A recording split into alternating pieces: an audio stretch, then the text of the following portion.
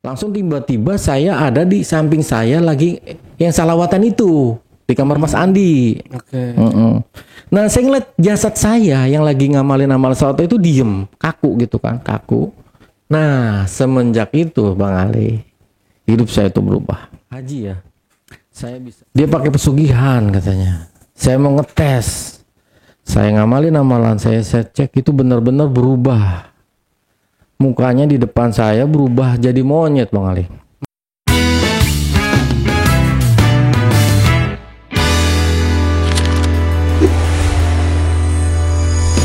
Curhat dong Bang Ale. Assalamualaikum warahmatullahi wabarakatuh. Ketemu lagi dengan saya, Ale Jejak Backpacker. Satu-satunya host paling tampan se-Bekasi dan sekitarnya, yang pastinya wajib diselamatkan dari kepunahan. Dalam segmen Cuble, Curhat Dong Bang Ale, di hadapan saya telah hadir seorang narasumber yang mempunyai kisah kehidupan yang luar biasa. Seperti apa kisahnya, langsung aja kita sapa narasumbernya. Assalamualaikum. Waalaikumsalam Bang Riki. Ya. Terima kasih Bang Riki udah hadir di studio Jejak Backpacker. Ya. Ini Bang Riki dari mana? Saya dari Cempaka Putih. Dari Cempaka Putih. Iya. Oke. Nah, di sini Bang Riki katanya punya pengalaman hidup ya, life story ya. Benar. Ya. Oke. Udah siap buat cerita Bang Riki? Siap. Oke. Silakan kalau gitu Bang Riki. Jadi ini saya cerita dari masa lalu saya. Jadi masa lalu saya itu ya bisa dibilang anak yang sangat bandel. Nah, saya jadi kalau bisa dibilang tuh yang namanya ngerokok itu dari kelas 5 SD Bang Ali. Dari kelas 5 SD. Dari kelas 5 SD itu saya udah ngerokok, waktu itu mereknya White Horse, harganya Rp500. SMP itu saya udah kenal ya minum, udah kenal itu Nipam, Lexo, BK ya. Dulu zaman saya tuh seperti itu saya udah pakai, itu udah konsumsi karena zaman dulu kan belum ada yang namanya kecil tuh. Bahkan sampai saya tuh saking kepengen mabuk nggak punya duit, juga nggak ada barang waktu itu, saya beli temulawak Bang Ali. Beli temulawak, saya masukin itu namanya bodrek. Oh, temulawak yang kuning. Kuning bener, kuning saya masukin, saya cemplungin tuh 3 butir, ya celeng juga sama. celeng juga Bang Ali. Jadi saya tuh punya geng itu dari SMP itu, saya nongkrong Bang Ali, suka malak-malakin orang. Saya tuh bener-bener inilah, hidup saya bener-bener di luar itu, malam itu bener nongkrong terus. Orang tua nggak bisa, bukan yang nggak nyegah ya, tapi memang nggak bisa. Karena saya tuh kalau dilarang tuh malah makin jadi. Pernah saya kabur dari rumah. Ya akhirnya apa? Akhirnya orang tua itu ngediemin. Yang penting tuh saya absen muka, saya pulang, ntar balik lagi nggak masalah gitu. Orang tua saya. Jadi sampai posisinya tuh saya benar-benar udah hilang kendali tuh. Saya tuh sekolah sampai 3 kali sekolah tuh keluar masuk. Jadi saya dulu sekolahnya di Semip. Pas MK itu, SMK itu saya sekolah di Semip. Tapi saya nggak masuk sekolah itu Bang Ale, banyak bolosnya. Jadi saya ikut-ikut tawuran zaman dulu. Jadi dulu tuh kalau sekolah tuh, kalau seandainya kita pihak luar disebutnya gembel. Pihak luar. Jadi misalnya tawuran nih, kita mana sekolah nih, ngikut sekolah misalnya Risau ya. Kalau pihak luar itu bukan dari sekolah itu disebut gembel. Nah saya jadi gembelnya. Dan kalau namanya gembel itu namanya berantem itu paling depan. Tawuran itu mesti paling depan. Karena kita tuh ibaratnya tuh kita dibayar. Ya dibayar bukan pakai duit, pakai minuman. Kita kalau menang ya kita ditraktir makan, poya-poya seperti itu Bang Ali. Saya tuh sampai saya itu ngikut-ikut nemerin angkot Bang Ali. Nemerin angkot. Nah sampai saya tuh sampai titik saya tuh ada masa di mana saya tuh di luar kendali. Saya punya pacar pun sampai hamil di luar nikah itu Bang Ali. Okay. Terus saya tuh bener-bener nggak ada yang inilah, nggak ada yang saya takutin pada saat itu. Kalau kita nongkrong itu, saya sama teman-teman saya nongkrong. Padahal saya waktu itu masih antara SMK itu. Kalau kita nongkrong itu kalau orang lewat itu Bang Ali. Kadang-kadang kalau ngeliat kita nongkrong itu sampai muter Bang Ali. Oh, saking takutnya ya. Saya Bang Ali, saking gak mau. Karena gini, kalau mereka lewat ya, misalnya nih lewat nih, Bang, bagi rokok Bang, gitu kan. Misalnya ngasih rokok nih, ngasih rokok itu kan bungkusannya ngasihnya. Tapi itu satu bungkus itu kita puter, nyampe ke dia itu bungkusnya doang Bang Ali. Oh, Iya, seperti itu Bang Ali. Terus kadang-kadang dia nggak punya duit, nggak punya rokok, kita, ya udah Bang, duitnya Bang, buat beli rokok asem nih, seperti itu Bang Ali. Ya kalau tukang gorengan atau tukang nasi goreng, ya otomatis kita minta bikinin. Itu kita kalau beli nasi goreng itu kita kalau beli nasi goreng itu ada duit berapa? Itu kalau nggak salah pada saat saya nongkrong itu nasi goreng masih harganya masih 700-an, 700 rupiah. Itu kita di kantong cuman ada 300 rupiah atau ada 250 rupiah. Itu kita kasih aja, Bang bikinin 2. Kalau seandainya Bang kok segini, kita cuman ngomong doang, mau panjang mau pendek nih, udah gitu doang, kalimat pamungkas. Dibikinin langsung Bang Ali. Sama tukang martabak seperti itu. Nah kalau kita malam-malam tuh kalau kita iseng, nggak ada yang lewat misalnya ya, nggak ada yang ini nggak punya duit, itu ada rumah sakit di tempat saya itu ada rumah sakit. Kita di situ ke rumah sakit itu, security-nya mau ada melengos aja, udah buang muka aja karena tahu urusan sama kita repot. Kita masuk ke rumah sakit itu. Ada kan kalau namanya rumah sakit itu ada pengunjung ya Bang Ali. Kadang-kadang pengunjungnya itu suka tidur kan. Nah di situ ada cemilan-cemilan, ada rokok, udah kita bawa aja udah.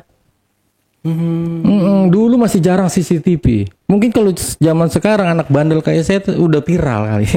Kalau zaman sekarang ya, kalau zaman dulu udah tuh nggak. Nah iya, udah masuk berita-berita. Iya. Udah se-Indonesia mungkin. Nah jadi seperti itu Bang Ali. Jadi kita tuh sampai kadang-kadang tuh tukang gorengan tuh kalau atau tukang jajanan tuh kalau ngeliat kita itu sampai muter balik juga karena tahu. Kadang-kadang baru kita tepokin aja. Gitu, Bang, dia nengok langsung buru-buru Bang Ale, langsung ngebut itu gerobaknya dibawa gitu. Kita tuh kayak bener-bener itu sampai tuh sesepuh di tempat saya tuh nggak bisa negor tempat teman-teman saya ya.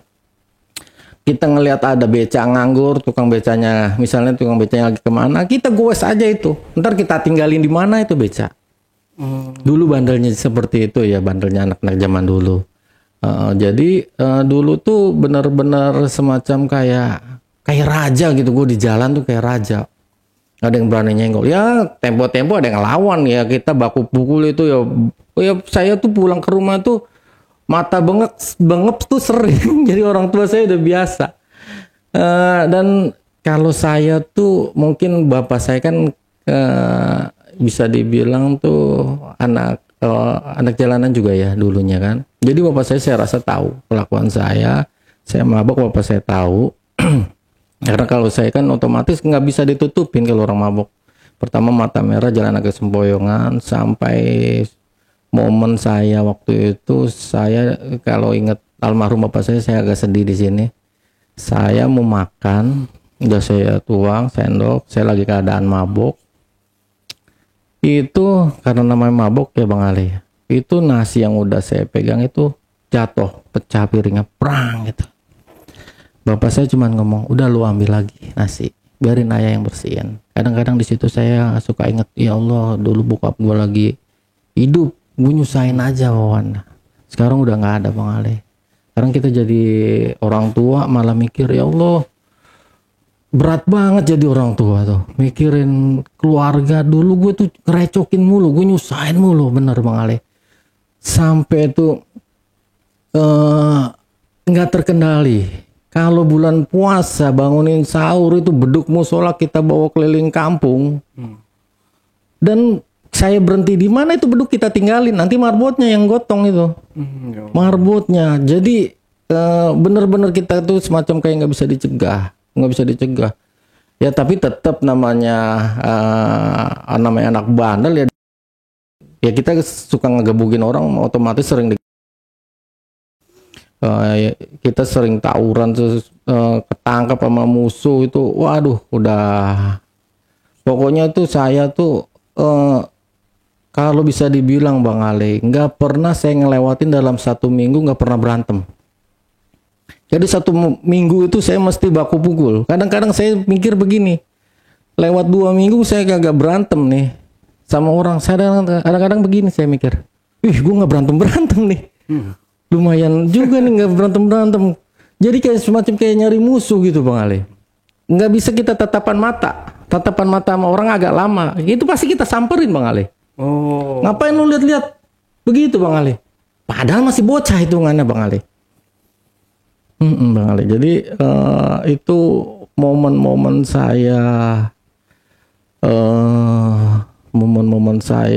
siklus kehidupan saya yang menurut saya tuh kalau seandainya saya pikirin zaman sekarang tuh setelah saya jadi orang tua, saya nggak habis pikir, kok gue bisa begitu ya? Kok dipikir-pikir kan, kok gue bisa begitu? Gue bisa malakin orang tua, bisa malakin tukang dagang, suka nggak bisa disenggol dikit langsung berantem, tawuran, bolos sampai keluar masuk sekolah 3 sekolah kan. Dulu tuh saya sampai istilahnya sampai bokap saya ngomong, karena saya tuh bolos mulu. Bokap sampai ngomong begini, lu kalau sampai keluar lagi nggak bakalan gue sekolahin. Sampai bokap ngomong begitu. Jadi bokap udah ngap juga sama kelakuan saya. Suatu momen saya pulang dalam keadaan mabok, minum Sofi, minuman khas Ambon Bang Ali. Minum Sofi saya sama orang Ambon saya minum. Dalam keadaan mabok pulang, adik saya lagi ngepel. Saya injek bekas pelan, kata adik saya, najis loh, kata dia gitu. Gue lagi ngepel main lewat-lewat aja. Adik saya sehat. Ya Allah kalau ingat seperti itu, berdarah nih, kayak berdarah. Jadi di keluarga pun saya semacam kayak gimana ya, udah kayak nggak bisa udah nggak bisa dikendalikan, udah kayak binatang. Udah kayak binatang liar, udah nggak bisa dikendalikan saya. Jadi ya ibu bapak saya tuh yang penting lo sehat deh, balik dalam keadaan sehat gitu loh. Sampai momen-momen seperti itu. Nah saya tuh Bang Ali, jadi kalau keadaan-keadaan yang saya pernah Bang Ali itu, momen saya tuh saya lagi banyak musuh, pacar saya hamil. Mungkin bahasanya tuh kalau zaman dulu sporing, kalau sekarang nggak tahu namanya apa ya. Jadi dalam keadaan down, mental down, jatuh, pernah niat momen itu tuh. Jadi kecanduan, ya minum-minuman begitu, saya udah semacam kayak muak gitu loh. Gue hidup begini banget, ya Allah gue nyusahin mulu, musuh banyak, terus pacar hamil, terus momen di situ tuh saya bener-bener down. Saya dalam hati saya kayaknya gue nggak pantas hidup di dunia, cuman cuma nyusahin doang, cuma nyusahin orang lain, orang tua, saudara, tetangga, masyarakat. Ini gue nih, kayaknya gue udah. Saya pada momen itu tuh pernah itu Bang Ali dalam satu waktu. Dan saya tuh pada saat itu tuh saya ke dapur. Ke dapur, saya milih alat. Saya cari nih, waktu itu kan ada Baygon. Saya minum Baygon ya. Apa saya pakai pisau ya kan, pakai pergelangan tangan apa sih? Saya waktu itu udah 90% lah saya mau melakukan itu. Karena saya tuh ngerasa tuh hidup hampa gitu. Walaupun di luar itu saya gagah tapi kosong itu Bang Ali. Kosong itu. Nah, sampai di saat itu titik itu tuh saya tuh benar-benar ngerasa kayak udah gue mati. Saya tuh bolak-balik Bang Ali. Dulu bokap saya lagi nonton TV, ketiduran di depan TV. Jadi ruang TV itu di depan, di ruang tamu tuh. Jadi tuh saya balik ke tempat TV tuh, nonton TV ke belakang. Jadi masih bingung nih pakai apa. Saya balik lagi ke depan. Itu masih nggak mikirin orang tua, nggak mikirin yang lain. Cuman pokoknya gue mau mati kayaknya. Balik lagi ke dapur. Saya balik lagi, itu kurang lebih saya bolak-balik itu ada setengah jam atau sejam itu soal bolak-balik itu. Pas saya lagi nonton mikir begitu, wah gue harus di malam ini gue harus gitu kan. Kan nonton TV itu kan ada bantal dong. Bokap saya nonton TV ketiduran, saya tidur di samping bokap sambil mikir mau apa gitu kan. Nggak disangka bokap balik badan meluk saya Bang Ali. Aduh kalau saya ingat itu ya. Bokap balik badan meluk saya. Meluk saya kenceng gitu Bang Ali, begini kayak meluk guling. Nah di saat momen itu semacam kayak ada di dalam hati itu kayak ada bisikan. Kalau lu mati gimana bokap lu yang sayang sama lu? Jangan mati itu kan. Ada bokapnya, ada orang tua yang sayang banget sama lu. Lu bandel kayak apapun dibelain terus, dibelain. Bokap saya tuh semacam kayak pasang badan Bang Ali. Bokap saya tuh di tempat saya tuh termasuk orang yang disegenin pada saat itu. Jadi kalau ada apa-apa urusan sama saya, ya salah satu saya disegenin itu karena bokap. Bokap kan keamanan pasar juga. Jadi benar-benar tuh bokap tuh preman-preman pun kenal. Preman-preman ya istilahnya preman-preman tuanya tuh. Jadi bokap termasuk di segini. Wah, bokap selalu pasang badan pada saat itu meluk saya. Saya dalam hati begitu. Ya Allah, kalau seandainya gue ini gimana bokapnya selalu pasang badan. Yang selalu ngebelain gue dalam keadaan apapun gitu kan. Di situ saya ngurungin Bang Ali. Pas besoknya di Bang Ali. Di tempat saya ada pentolannya, premannya. Benar-benar segenin itu. Kita sebut aja inisial aja Bang ya. Andi gitulah ya. Mas Andi nih saya dapat kabar. Mas Andi nih ini loh. Kayaknya udah tobat. Dia sekarang dapat amalan. Amalan selawat dari Pak Imam. Ceritanya gimana kata saya gitu. Jadi itu Pak Imam itu jualan sate, dipalakin sama anak buahnya Mas Andi ini. Jadi ketika dipalakin sate dibikinin.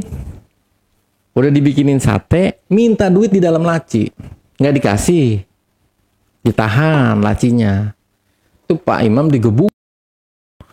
Itu yang ngegebukinnya itu sampai kecapean Bang Ali. Tapi mukanya itu masih rapi itu. Sampai Mas Andi ini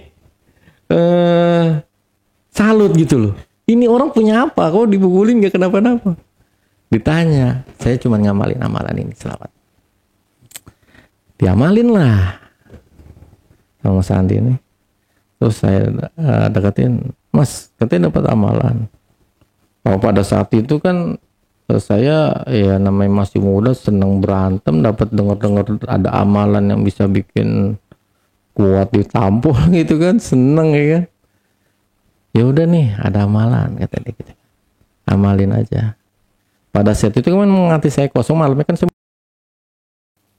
saya amalin sendiri nih Bang Ali di rumah. Pertama kali saya ngamalin.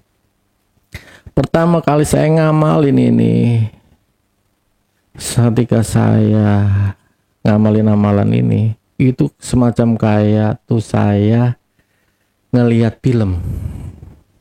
Semua tingkah laku saya tuh di flashback. Kayak hitam putih gitu Bang Ali. Saya nggak bisa nahan, pada saat itu saya nangis kejar. Padahal udah saya tahan. Saya itu mau nangis kejar itu pertama saya lari dulu ke kamar ngambil bantal. Tapi nggak ketahan, itu suara saya sampai ngegerung-gerung kenceng. So, gitu Bang Ali suaranya tuh kurang lebih kayak gitu. Sampai saudara saya, ibu saya nyamperin. Lo kenapa gitu kan? Mereka kaget ngeliat saya itu ada di atas sejadah. Malamnya saya temuin lagi Mas Anto. Sampai saya itu ngamalin di kamar Mas Andi tuh. Mas Andi sendiri saya ngamalin di kamar Mas Andi tuh. Saya pada saat mengamalkan amalan ini, saya ngalamin suatu momen Bang Ali. Ketika saya ngamalin amalan ini, saya mengalami suatu momen. Ini udah beberapa hari ya Bang Ali ya. Dari yang pertama kali nangis yang gerung-gerung itu pertama kali kan itu. Tapi ini setelah pertemuan intens sama Mas Andi ini, malam keberapa nih saya ngamalin sendiri di kamarnya dia. Udah lo pakai aja kamar gua, amalin aja sendiri gitu kan. Ketika saya ngamalin amalan ini, tiba-tiba ini pengalaman saya tuh ditarik Bang Ali. Ini ada yang narik. Tangan kiri saya dipegang, ditarik, dicengkram gini. Tangan kiri dan kanan dicengkram, dan ini belakang nih semacam kayak ditenteng. Saya terbang itu Bang Ali. Terbang, tes. Saya terbang, saya nggak ngeliat apapun, cuman ada langit yang luas sama lautan pada saat itu. Terbang saya. Terbang, nah saya mendarat Bang Ali. Mendarat, tiba-tiba tuh plek, di depan saya tuh ada tembok besar. Tembok besar semacam kayak, terus saya nih jadi di depan saya ini ada tembok besar. Ini saya di jalanan. Nah di belakang ini ada ilalang. Di belakang ini ada ilalang, semacam kayak sawah gitu. Semacam kayak sawah yang udah mau panen. Nah jalan yang saya berdiri itu jalannya agak berkerikil. Di depan saya tuh tembok tinggi besar. Di situ ada gerbang Mali. Ketika di depan gerbang besar itu, langsung nih yang narik saya kiri kanan ini bilang buka gitu kan, dibuka. Nah pas masuk itu saya terbang lagi.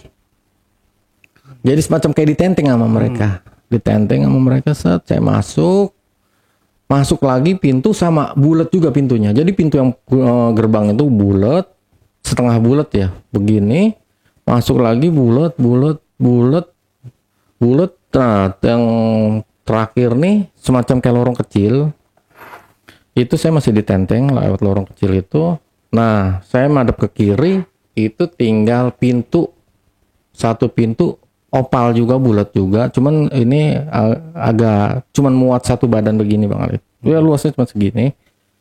Itu bentuknya opal tapi kecil gitu Bang Ali. Cuman muatnya kalau seandainya didedetin gitu 2 orang muat gitu. Nah, pas saya di situ, saya disuruh saya digabrukin gitu. Nah, posisi saya tuh dengkul gitu, berdirinya dalam keadaan berdiri dengan dengkul.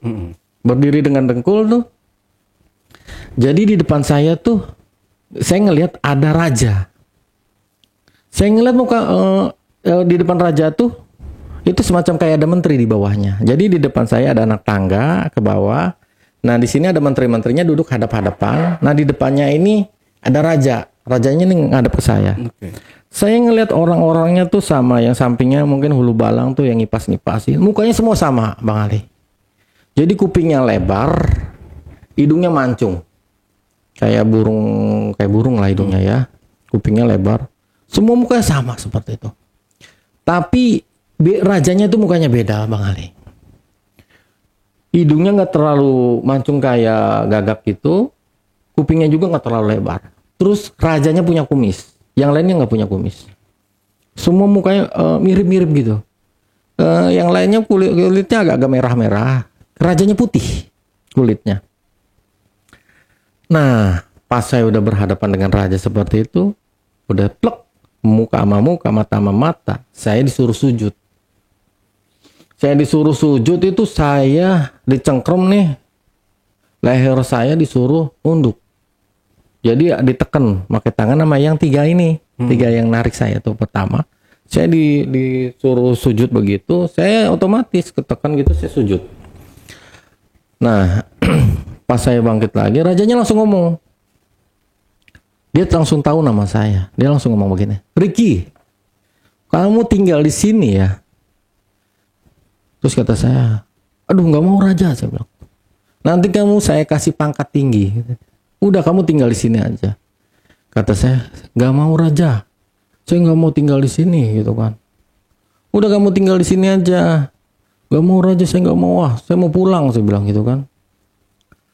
Terus kata rajanya, ya udah kalau dia mau pulang udah kasih aja minum. Saya disuruh kasih minum itu di bawah gelas kecil. Kayak selokian buat bir gitu. Gelas kecil, nah isinya airnya tuh, gelasnya kan warnanya gelasnya bening, jadi kelihatan isinya. Isinya tuh air warna kuning, kayak kuningnya kayak kuning air kencing gitu lah, kuning gitu, kuning-kuning agak-agak bening gitu. Saya dikasih, terus saya bilang begini ke raja, Raja saya mau minum nih, asal saya bisa ma'rifat billah. Apa tuh ma'rifat billah? Waktu itu saya baru belajar tentang Toreko, tentang pengajian hakikat. Asal saya bisa mengenal Tuhan saya, mengenal Allah secara hak, saya bilang gitu. Udah kamu minum aja, susah banget kamu, kurang lebih begitu. Rajanya ngomong, saya nggak mau raja, saya nggak mau. Rajanya tuh turun dari singgasana nyamperin saya. Saya disamperin, saya ditendang Bang Ali.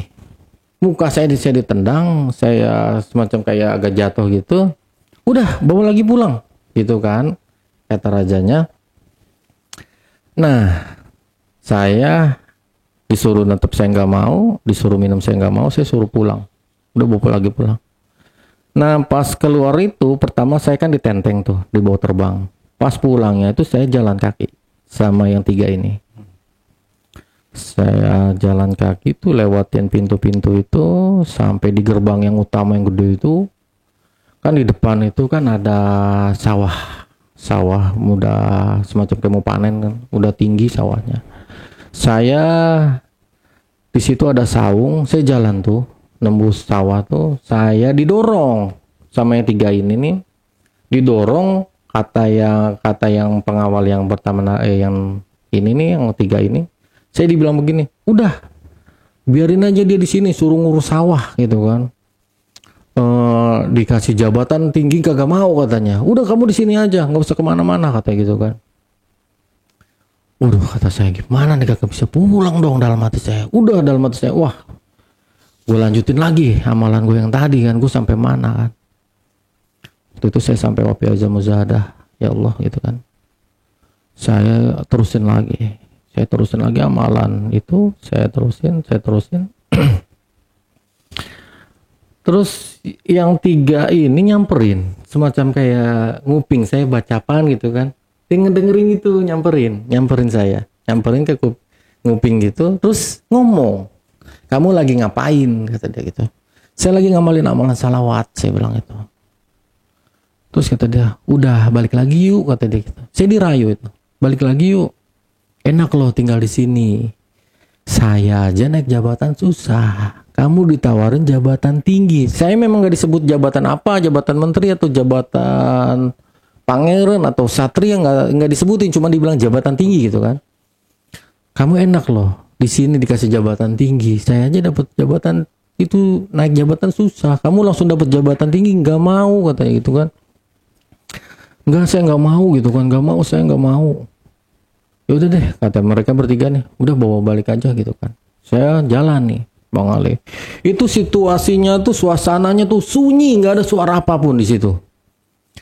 Nggak ada suara jangkrik, suara burung, suara kresek-kresek, nggak ada, sunyi, benar-benar sunyi tuh di tempat situ tuh. Saya jalan, terus saya lewat Bang Ale. Setelah lewat ilalang itu saya lewat semacam kayak perumahan. Perumahannya semua sama bentuknya, bulat, jadi atapnya tuh bulat. Bulat, warnanya sama putih. Putihnya tuh putih mengkilap. Itu rumah-rumah itu putih banget. Nah, rumahnya ini bulat sama semua. Ini pagernya, terus tapi lantainya itu, perumahan itu menjorok melewati pagar. Jadi melewati pagar tuh, rumah bulat melewati pagar, menjorok ke itunya, lantainya. Saya kan capek ya Bang Ale. Jalan itu kayak kagak nyampe, lama banget kata saya nih, ngelewatin perumahan bulat ini nggak nyampe sama semua. Saya minta istirahat. Saya bilang, saya istirahat dulu ya, saya capek kata saya gitu kan. Oh ya udah gitu kan. Akhirnya saya tuh saya istirahat tuh Bang Ali. Saya istirahat. Nah, saya terusin lagi amalan yang tadi Bang Ali. Saya terusin lagi amalan yang tadi itu. Saya terusin lagi. Terus pas saya lagi ini, saya kan semacam setengah merem ya kan. Jadi setengah ngeliat setengah merem, saya tahu mereka tuh. Mereka nyamperin lagi. Jadi yang satu posisi jongkok, yang satu megang dengkul gitu, semacam kayak ngedeketin mukanya, yang satu tetap berdiri. Nah, yang megang dengkul nih sambil ngomong ke saya, udah, kamu balik lagi aja udah. Yuk balik lagi yuk, daripada kamu pulang nih gak nyampe-nyampe gitu kan. Kamu kan capek sendiri, udah mumpung masih deket nih, kita balik lagi yuk, kata dia gitu. Terus saya bilang, gak mau, saya gak mau. Udah balik lagi yuk. Nah, yang jongkok gini megang tangan saya Bang Ali. Saya pegang kenceng. Saya kaget kan, wah, gue udah kabur dari kerajaan itu, mau disuruh balik lagi. Saya nggak mau kan, situ saya panik gitu Bang Ale. Panik, waduh kalau balik lagi nih mati nih gue gitu kan. Saya langsung lepas itu tangannya, saya tepak, saya lari, dikejar. Saya ingat saya dapat amalan itu buat musnahkan yang semacam kayak yang dedemit gitu kan. Bacanya waqul jalhaq wazal batilin al batila kana zauqo. Saya baca itu waqul jalhaq wazal batilin al batila kana zauqo. Saya mau ditangkap gitu kan, mau deket nih, udah mau dekap, saya mau tangkap gitu. Itu saya baca waqul, saya semacam kayak ilmu kontak itu. Saya begini, top. Yang satu kan sempat megang tangan saya itu, nangkep. Saya tiup gitu mukanya, pakai bacaan waqul itu kepanasan mereka nih. Nah, saya lari lagi tuh. Tapi masih di perumahan itu, Bang Ale. Rumahnya tuh semacam kayak los. Nah, di situ saya semacam bingung. Ya Allah, ini gue kemana nih? Lari kemana nih? Gue bingung gitu kan. Lari kemana nih? Tiba-tiba Bang Ale, itu saya semacam kayak terbang. Semacam kayak terbang lagi tuh. Terus terbang tapi ini cepet. Posisinya cepet. Kalau yang pertama kan saya ngelihat tuh suasananya di langit, ngeliat lautan. Kalau ini nggak cepet, kayak asap. Set. Langsung tiba-tiba saya ada di samping saya lagi yang salawatan itu di kamar Mas Andi. Oke. Nah, saya ngeliat jasad saya yang lagi ngamalin amal salawat itu diem, kaku gitu kan, kaku. Saya di situ panik Bang Ali, panik.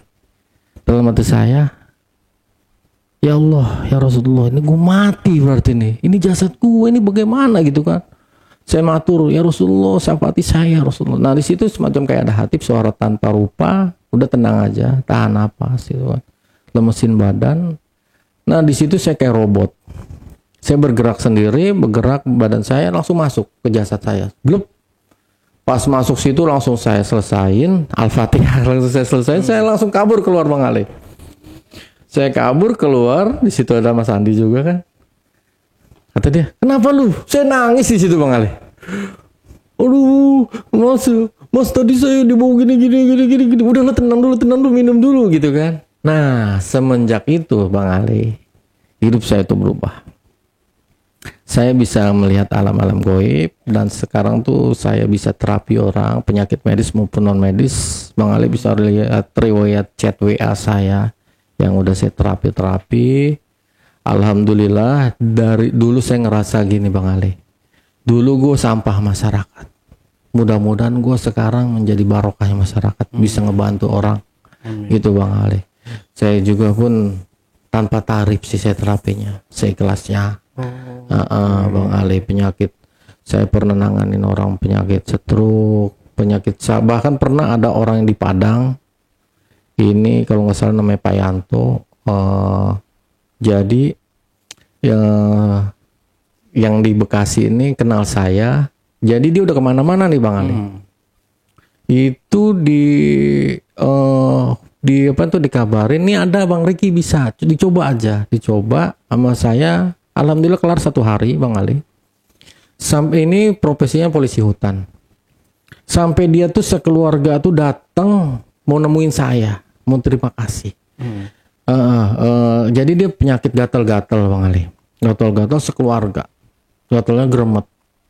Dan ini berbekas. Tapi ketika saya terapi Bang Ali, itu bekasnya aja hilang.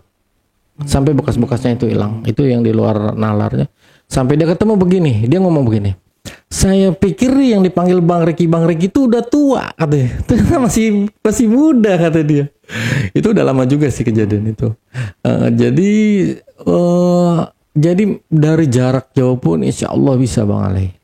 Iya, dari jarak jauh. Penyakit stroke saya pernah terapi penyakit stroke. Jual rumah yang gak laku-laku. Terusnya juga penyakit kemarin nih, baru kemarin nih 3 hari yang lalu saya terapi orang sampai muntah darah. Jadi dia diserang muntah darah. Itu masih riwayat chatnya masih seger banget. Jadi bisa dikonfirmasi orang-orangnya itu. Jadi ada juga yang sampai dijanjin mau dinikahin selama 2 tahun, pacarnya ini masih pacaran, janji mau dinikahin, pasti tugasin di Aceh, nggak ada kabar selama 2 tahun.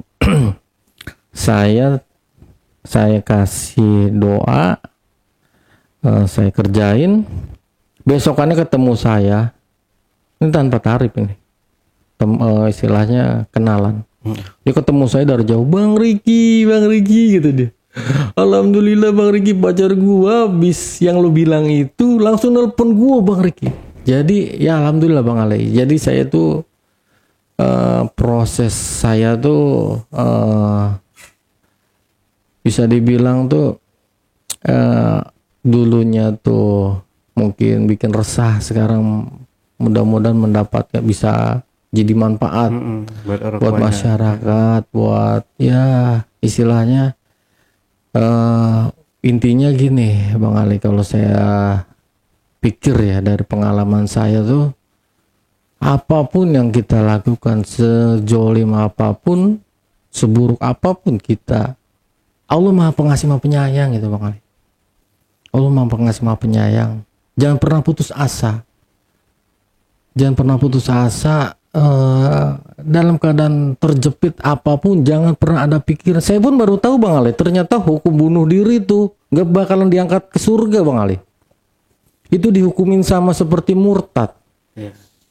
Kalau di Islam seperti itu. Alhamdulillah saya nggak ngelakuin Bang Ali. Jadi saya tuh kegiatan saya tuh sekarang ya itu terapi. Jadi orang panggilan Bang Ali. Tapi itu orang panggilan positif Bang Ali. Ya seperti itu saya ke Jombang, ke terapi ke mana Purwakarta. Jadi ya alhamdulillah sih manfaatnya ada. Mungkin karena saya belum pakai banner, belum ada kantor, belum buka pengobatan gitu Bang Ali. Jadi saya masih dari mulut ke mulut. Itu pun saya sempat ganti nomor kan, jadi mungkin pasien saya yang dulu tuh jadi lost contact gitu Bang Ali. Iya, jadi ya tapi ada aja Bang Ali, tapi ada aja yang masih ngehubungin saya, yang minta terapi, macam-macam permasalahan, yang nggak punya anak itu alhamdulillah saya terapi sampai 3 kali dan 3-tiganya berhasil.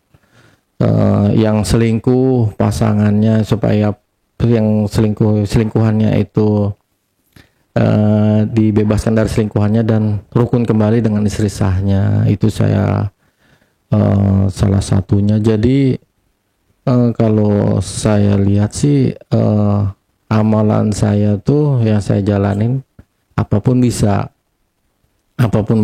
cuman memang namanya kita jalur langit Bang Ali, hak prerogatif Allah mau ijabah atau enggak. Kita cuma syariat, kita berdoa.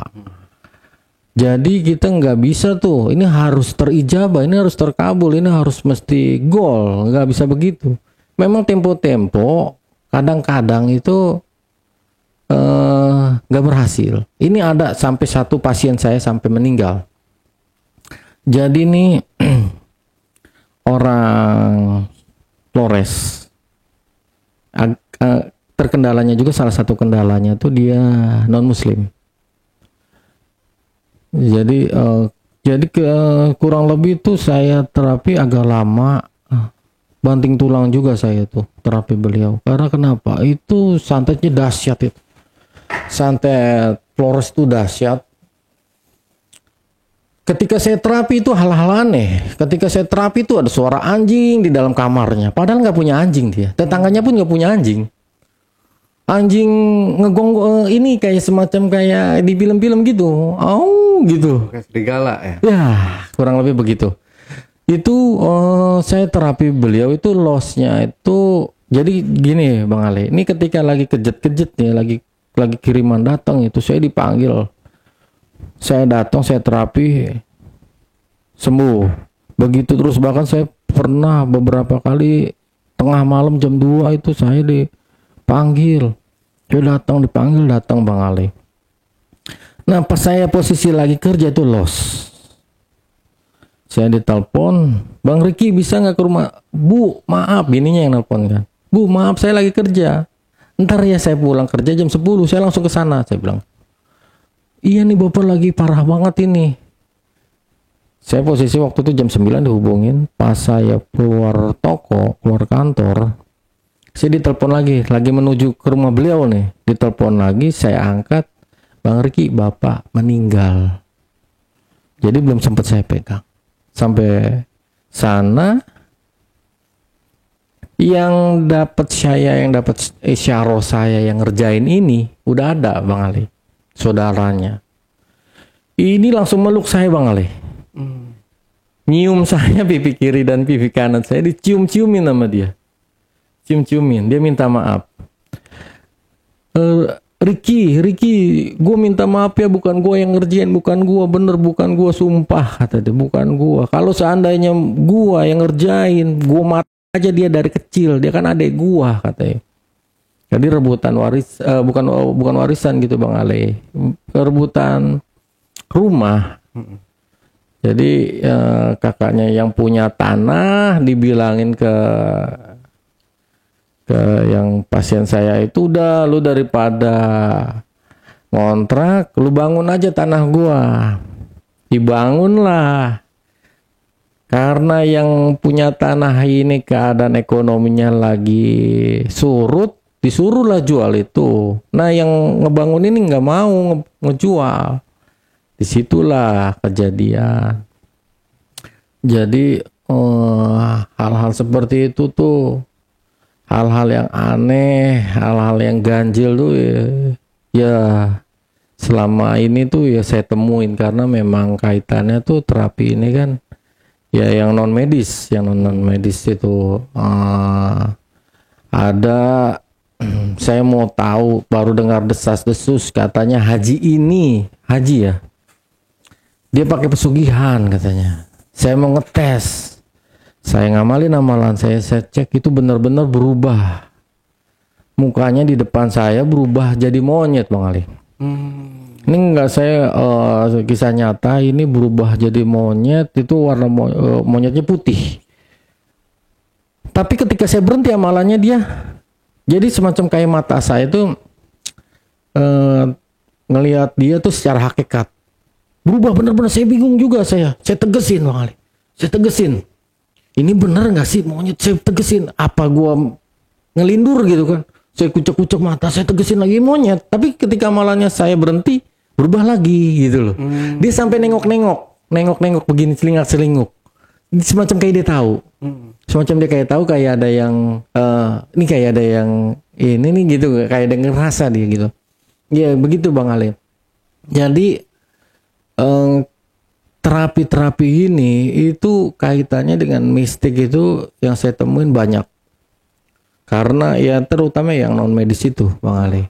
Kalau medis-medis itu saya beberapa kali itu saya nanganin yang penyakit medis. Kalau penyakit medis kan kaitannya sama farmasi kan, sama kedokteran kan. Ya palingan kita kalau seperti ini tuh kalau memang ini nggak bisa, ya saya ngomong ini harus ke dokter gitu kan.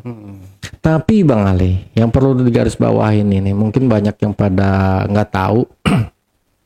Penyakit non medis kalau nggak ditanganin, kalau nggak diterapi itu bisa jadi penyakit medis Bang Ali. Bisa jadi penyakit medis. Jadi misalnya nih ada orang nih nggak suka, dia ngirim jedar, dia ngirim misalnya dia ngirim santet penuh tenung teluh gitu kan.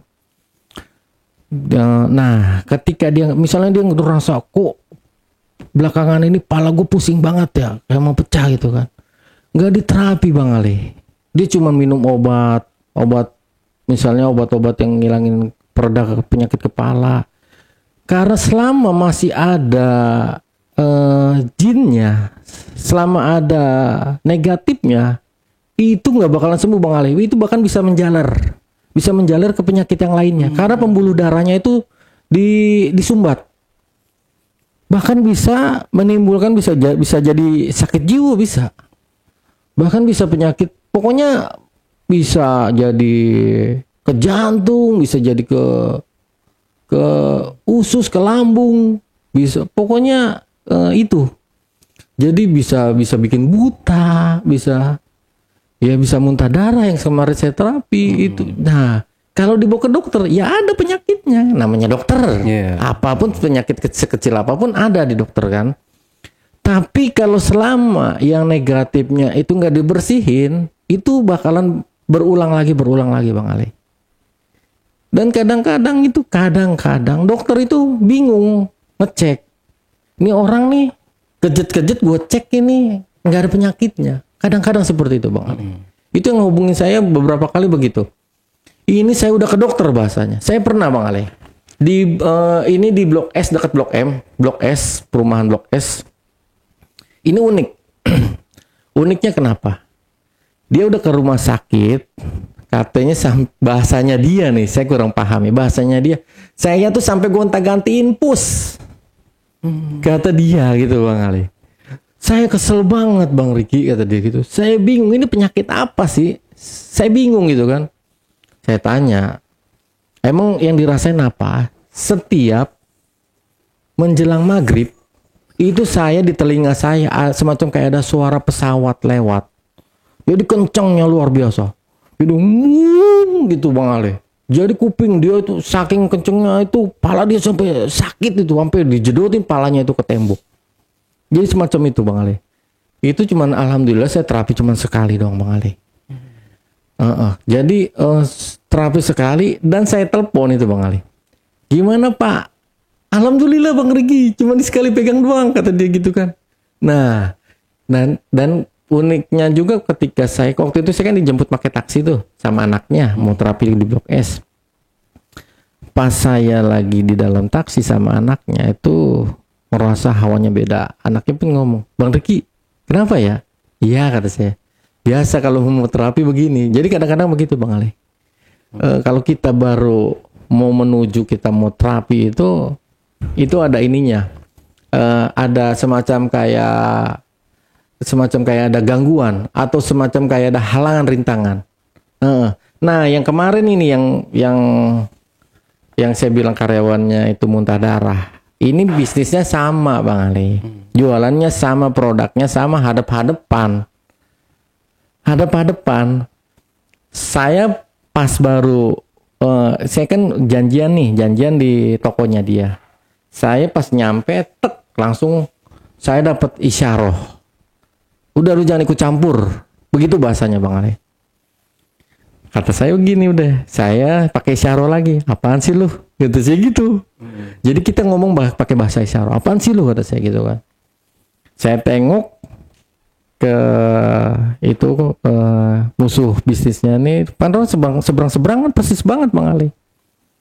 Saya lihat dia langsung lagepan Bang Ali. Karena dia tahu nih saya mau terapi nih. Langsung tutup itu counternya tuh. Tokonya langsung ditutup. Kata yang pasien saya, Bang Riki kok dia langsung tutup, Bang Riki datang.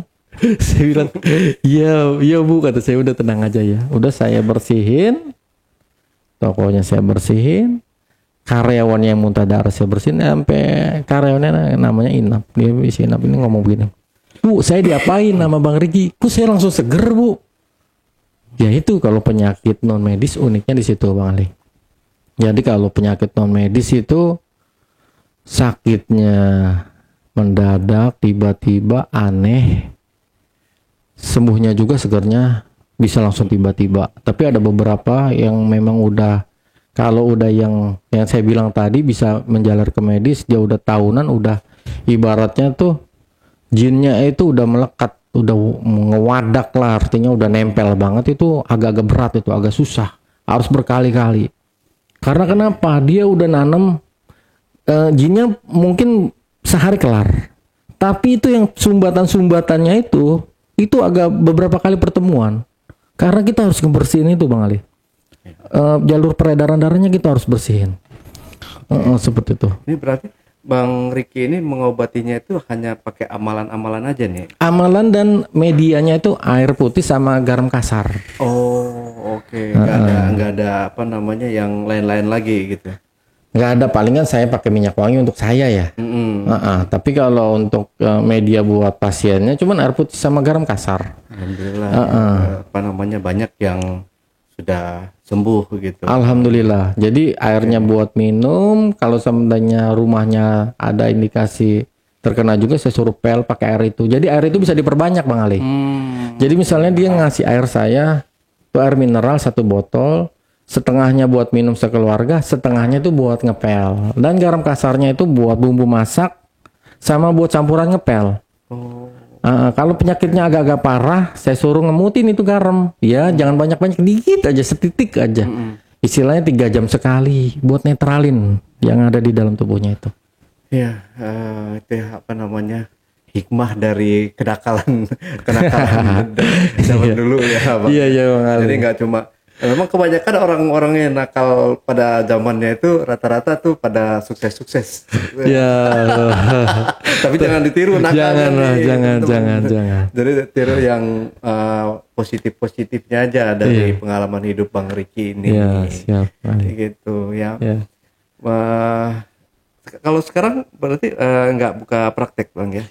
Jadi, kemarin itu Bang Ali sempat ada investor lah bahasanya ya, mau ya udah Bang Riki buka aja nanti saya modalin katanya gitu. Ya walaupun nggak banyak kata dia, karena dia udah ngerasain efek saya terapi. Jadi kata dia udah bikin aja nanti ya, kalau untuk modal-modal brosur berapa sih sama pasang pelang kata dia gitu. Ya, kata dia ya paling 800.000 ya Bang Riki kata dia gitu kan. Jadi kata saya, ya mungkin segitu. Nah pada saat begitu ada corona Bang Ali. Jadi itu ya mundur lagi seperti itu. Bang Riki, terima kasih. Siap. Buat pengalaman hidupnya yang luar biasa dan akhirnya happy ending Bang ya. Ya insya Allah husnul khotimah yang mudah-mudahan ya.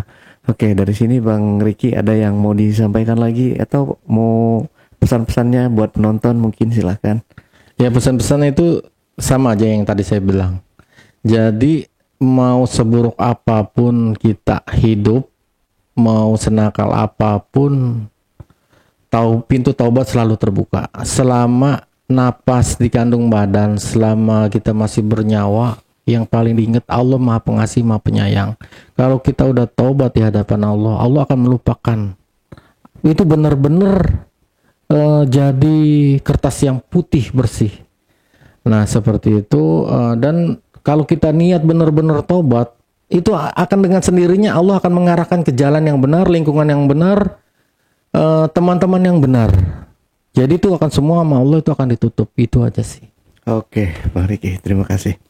Oke, J-Packer, itulah tadi obrolan saya bareng Bang Riki dalam segmen Cuble, curhat dong Bang Ale. Buat teman-teman juga yang punya pengalaman menarik dan ingin bercerita langsung di studio Jejak Backpacker, teman-teman dapat menghubungi admin melalui nomor WhatsApp di 0858 47683. Wassalamualaikum warahmatullahi wabarakatuh. Oke, Bang Riki, terima kasih buat waktunya ya. Sukses selalu Bang Riki ya. Ya, siap. Sampai jumpa.